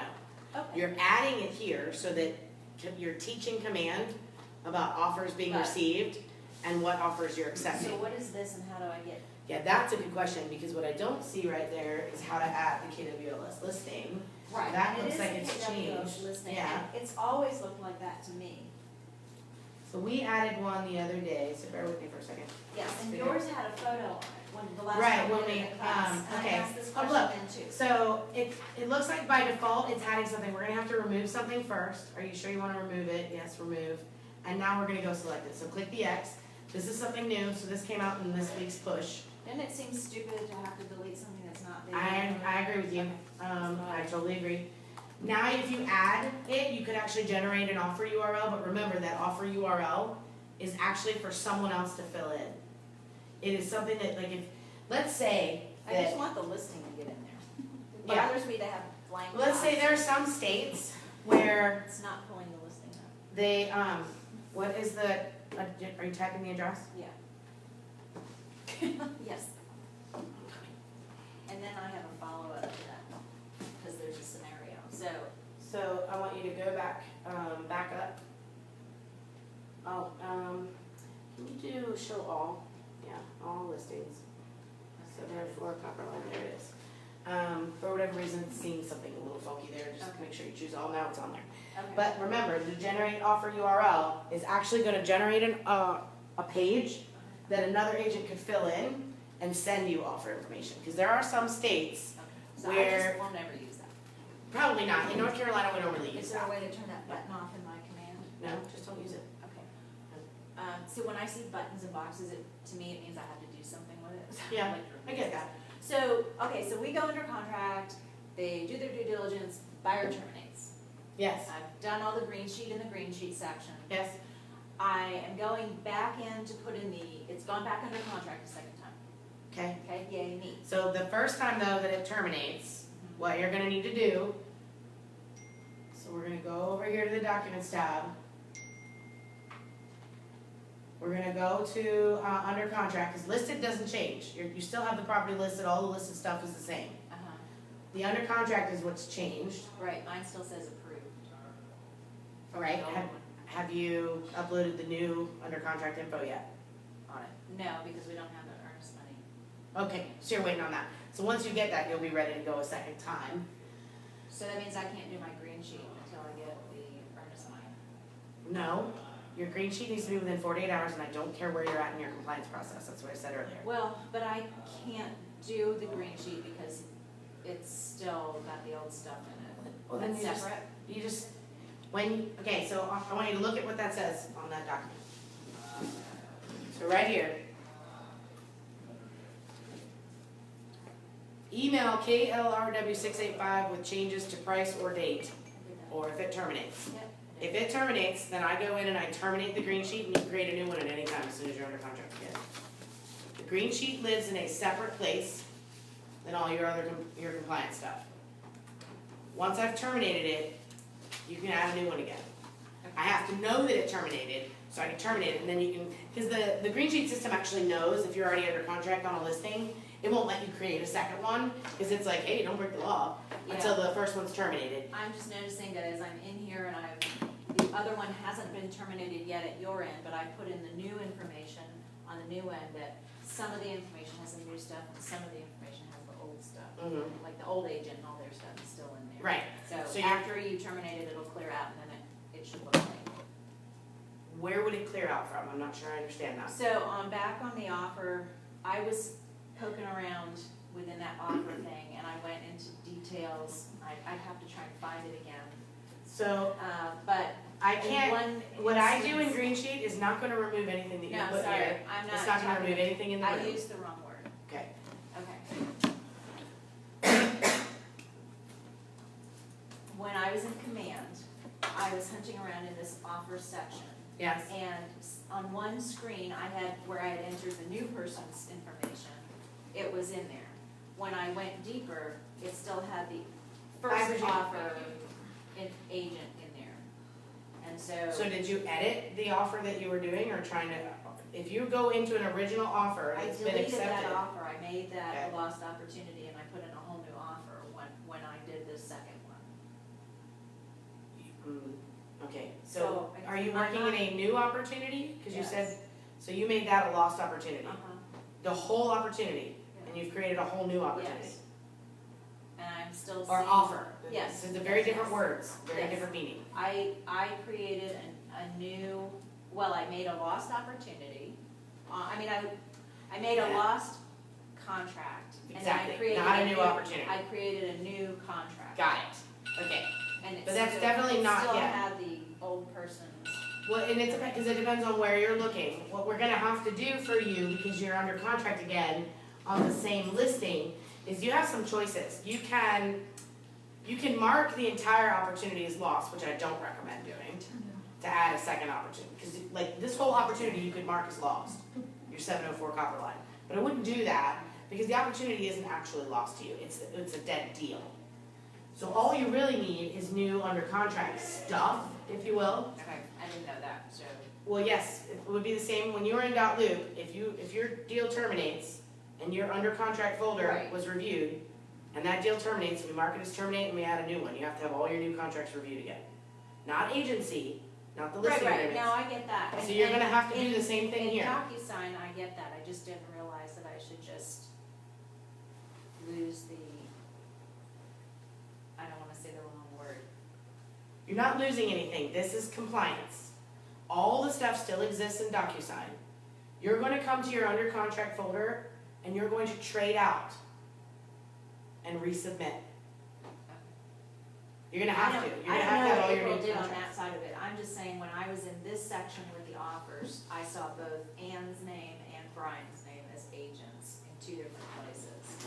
So unless you can show it to me, honey, I Yeah, can't replicate it, I know. I can't solve a problem I can't I know, I articulate. just have to find it and show you what's going Okay. on. So dig around, see if you can find it, cause if there is a problem, honey, I'm gonna solve it. Yeah, no, Like, no. I just know, have to be able to it's articulate frustrating and because there's- screenshot what the problem is. There's too many terms for me, and that's what's hard. And there's too many places for things, and so I'm just trying to figure out where I saw it. Okay, play for a little bit.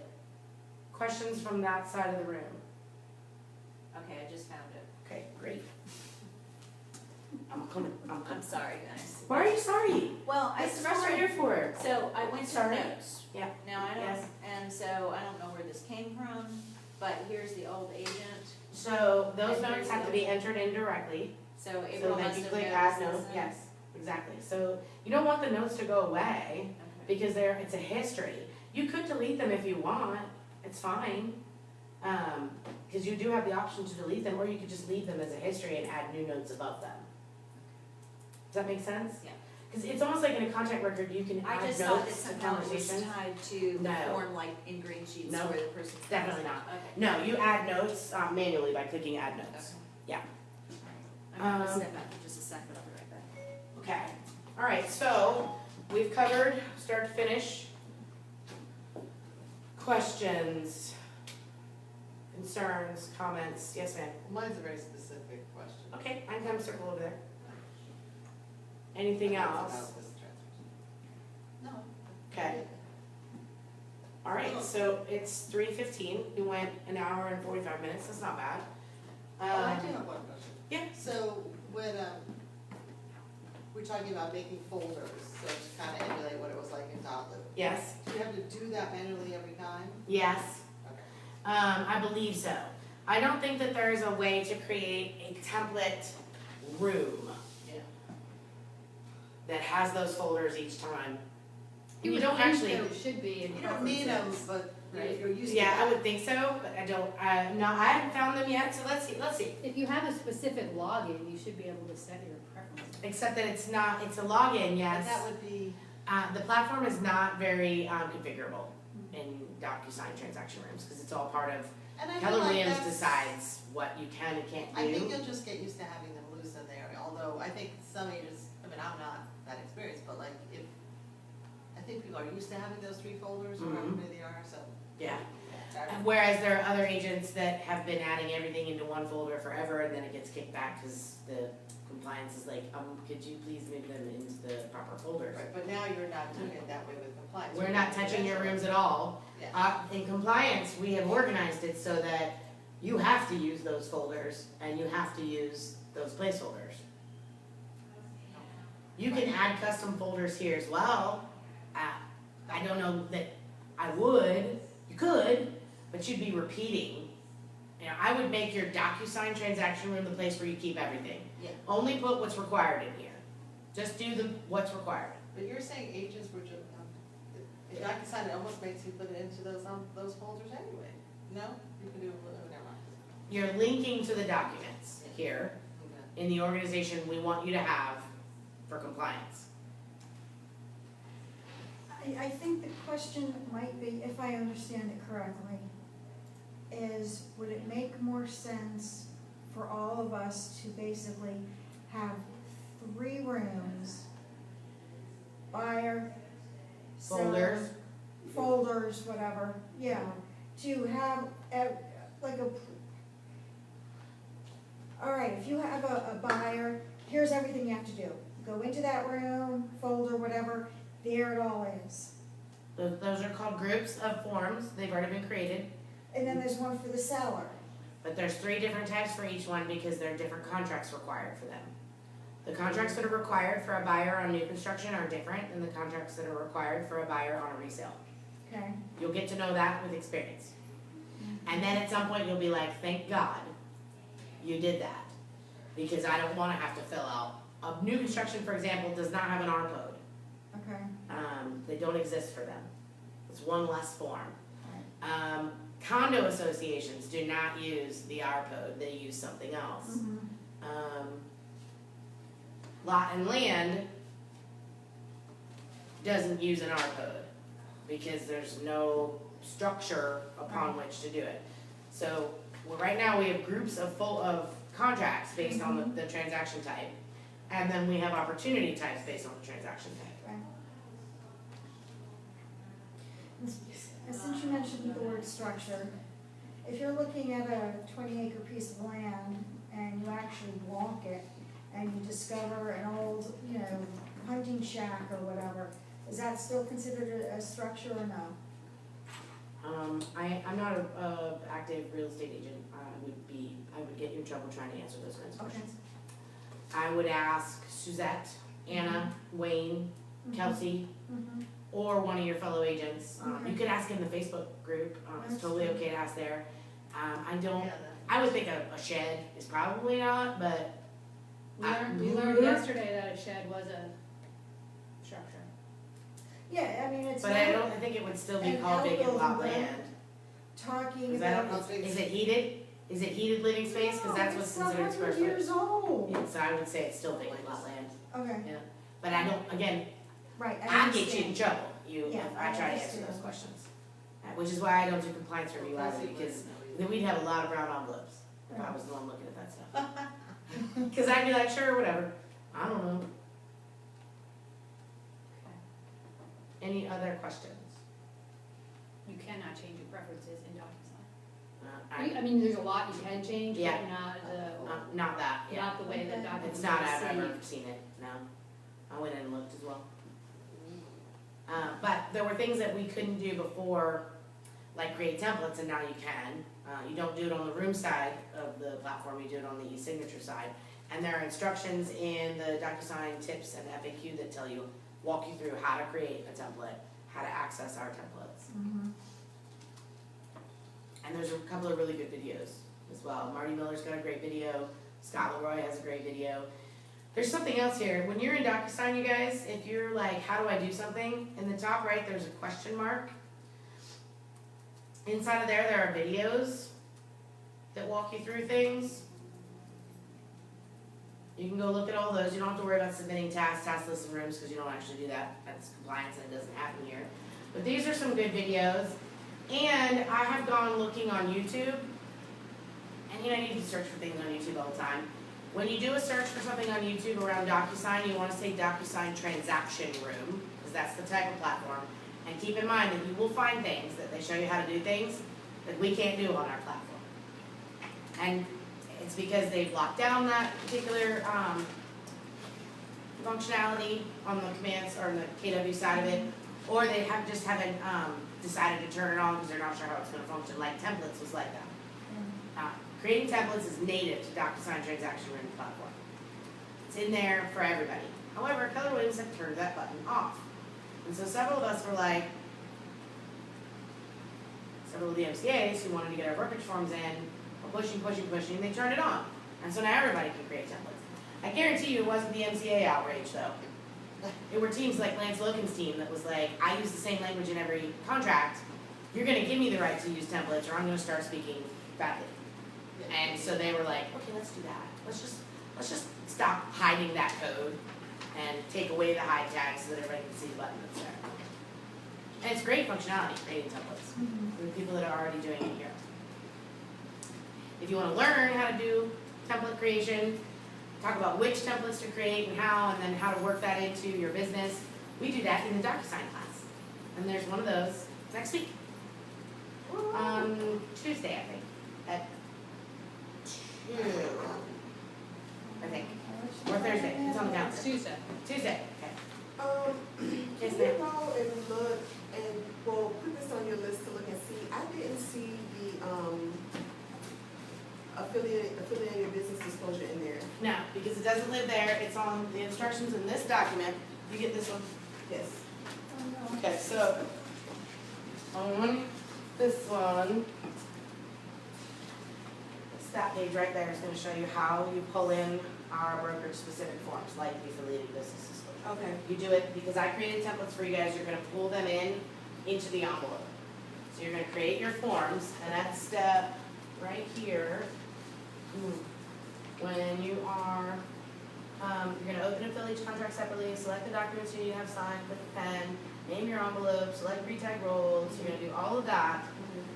It's at this step right here, right between 11 and 12. And it's going to make, you can still do pre-tag roles because some of the other forms in there will have pre-tag roles on it, but you will have to probably do some dragging with the actual template, and it talks about that here as well. If you do this, if you were to just do affiliated business disclosure separately, in a separate envelope, then you can follow these instructions specifically. Okay.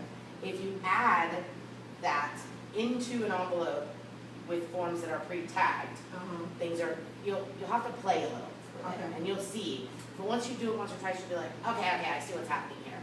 because I built in pre-tag roles here, they just don't always play nicely with pre-tag roles with other With others, contracts. okay. Yeah, Okay, yeah, alright, cool. I'll play around with it. yeah, send it to yourself. There, you're smart, you got this. Yeah. You got this. Thank you. Oh, you Welcome. go. Oh, extra. Can I ask you a question? Yes, yes, I'm gonna come over to you, let me dump these in the cabinet. Kelly need to step, but thank you so much. I think I got what I needed. Good, good. You'll be getting some stuff from me. Oh, yeah? Will I see some green sheets? Yeah. Yeah. I saw your look earlier. I'm so late.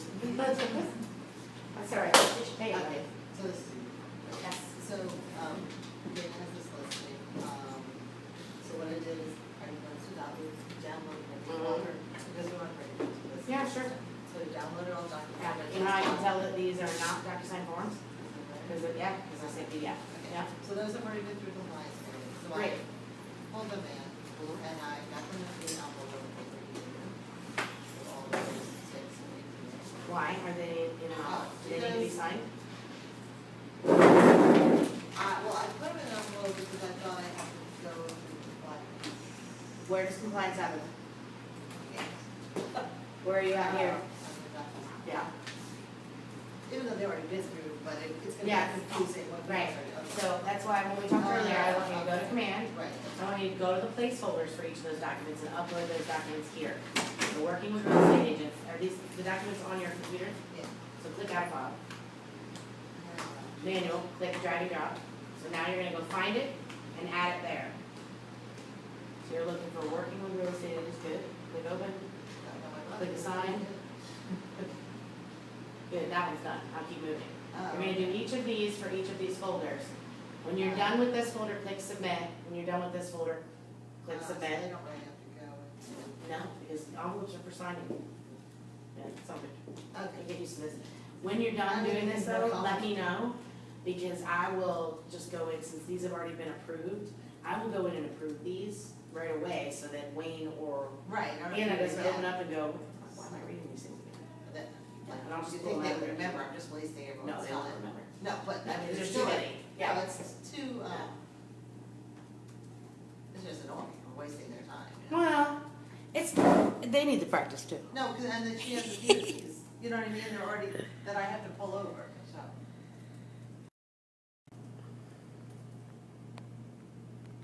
Oh, we had a lot of people watching, yay.